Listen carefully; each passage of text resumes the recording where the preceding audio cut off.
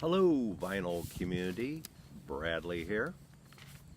I just got done watching some hurricane coverage. Looks like it might be a nasty storm. I have a niece who lives around Camp Lejeune. I know she evacuated. Her husband's a chopper pilot in the Marines, and I believe, if I understood correctly, that they moved some of the choppers to different bases inland. So hope everything works out. They'll probably have a lot of flooding down in that area.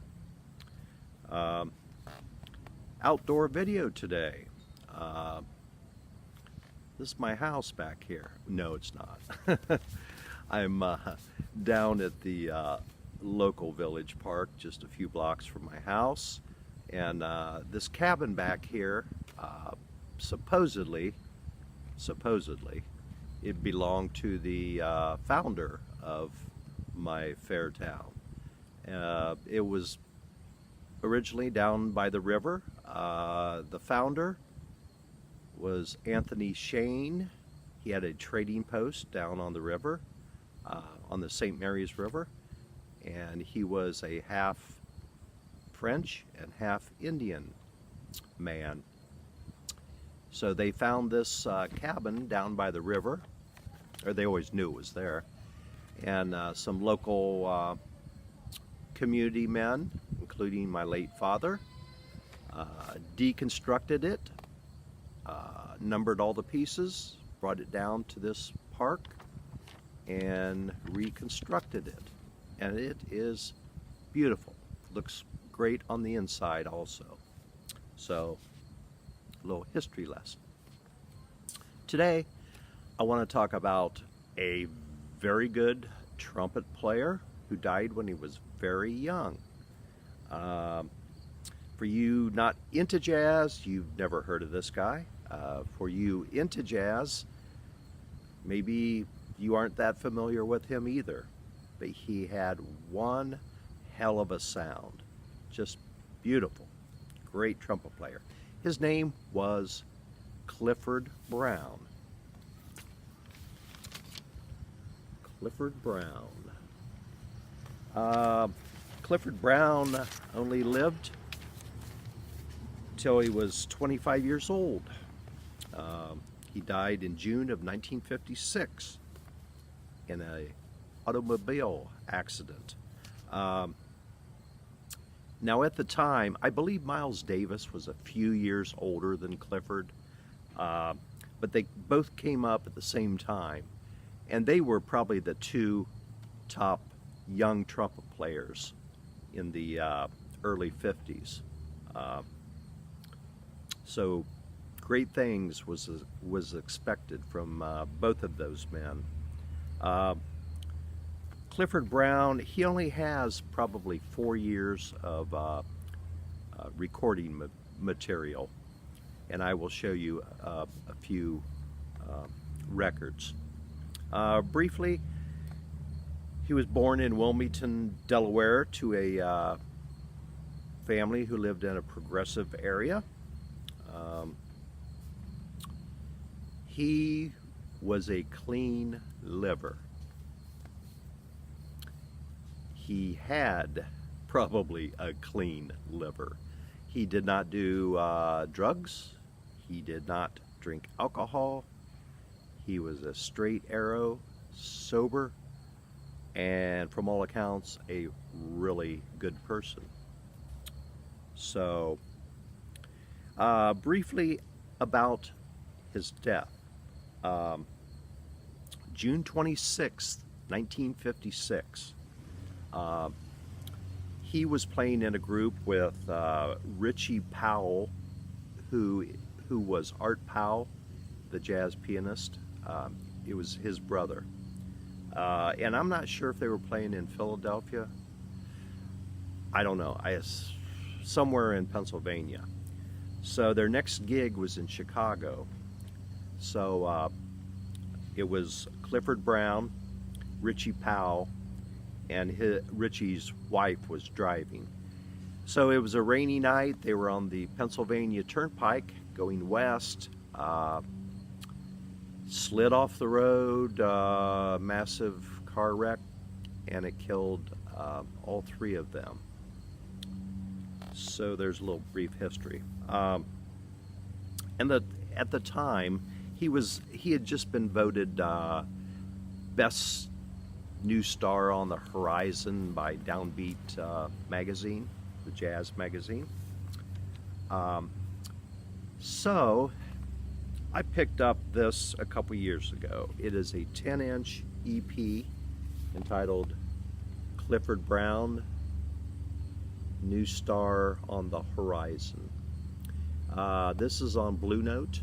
This is a reissue. Some of the members of the group: Gigi Grice played alto sax and flute, Charlie Rouse tenor sax, John Lewis and Percy Heath, who were in the Modern Jazz Quartet, they played on this, and Art Blakey played drums on this. And there are 6 songs on here, probably 22 minutes or so. Excellent, very good. Got some bebop-ish and some hard bop-ish stuff. Sounds excellent.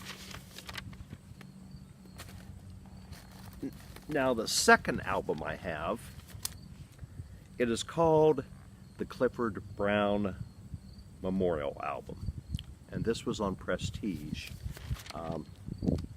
That's what it looks like. Now if you look in discographies of Clifford Brown, you will find another memorial album. I believe it's entitled Memorial, and that is on Blue Note. But these are 2 completely different albums. This was on Prestige. Actually, the way I understand it, the first side of this record was released as a 10-inch EP, and then the second side of this album was also released as another 10-inch EP. And I forgot to mention the Blue Note album EP. I believe that was 53, I believe, was when that was released. Like I said, so this is 2 completely different recording sessions with different people. Actually, the first side was recorded in June 11th, 1953. So that'd be, three years before his death. And on this one, on the first side, Clifford Brown, Gigi Grice again, Benny Golson is also on tenor sax. You do have Percy Heath again, Philly Joe Jones on drums. Now on the second side was recorded in Stockholm, Sweden, and it is Clifford Brown and Art Farmer with the Swedish All-Stars. Now this was, I believe it was, well, it says supervision, Quincy Jones supervised this. And this is more of a live setting. The mics are not extremely close to the instruments, they're a little far back. So you have a completely different sound on the second side. But boy, it's really good stuff. You listen to this and you'll know that Clifford Brown was one hell of a trumpet player. And this was released in, well, after Clifford's death. It's the memorial album.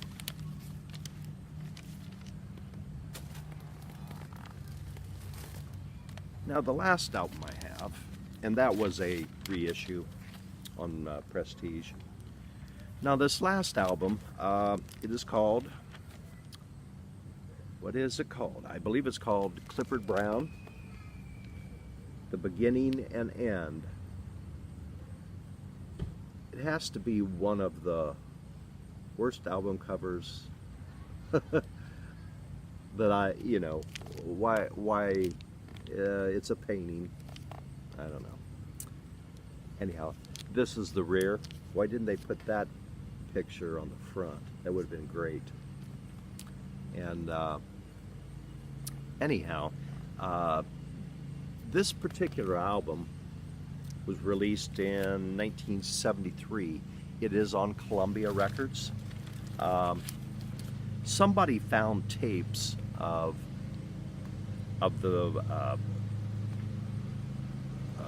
when he was starting out. He was playing, I'm not sure, with another band, and these were from like 1951 or so. The first two songs on this album are really old songs, not that well recorded. Sounds like Ricky Ricardo at the Copacabana type of music, you know, Cab Calloway, people shouting, you know, hey ho vocals and all that, and it's like, boy, that's not my cup of tea. But the last song on the first side is called Walkin', and then on the other side you have Night in Tunisia and also Donna Lee. Now these last three songs, they were recorded,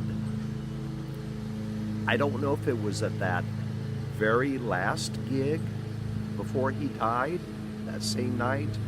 If not, it was from the night before. And boy, does that band sound good. It's amazing. He sounds fantastic on this. The whole band does. So like I said,